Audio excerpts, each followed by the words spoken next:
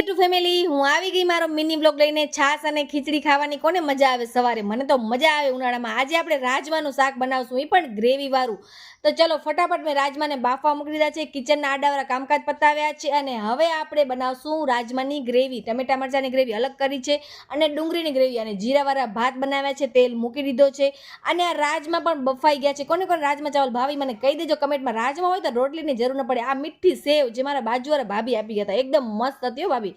અને રાજમા ચાવલ પણ બની ગયા છે આજે એક આંબાની પેટી લીધી પછી અમે થોડીક બહાર આવ્યા હતા થોડા ઘણા કામ હતા જેમ કે આ ફ્રૂટ સલાડ નહીં પણ બદામ શેક હતો અને કોકો શેક હતો બંને એક ગ્લાસ ઉલારી ગયા છીએ અને આજે મારે હોસ્પિટલના થોડા ઘણા કામ હતા જે મેં કાલે અપલોડ કર્યો હતો તો હું અને પતિદેવ એકદમ સરસ મજાના તડકાને એન્જોય કરીને ઘરે આવ્યા મેં વિડીયો અપલોડ કર્યો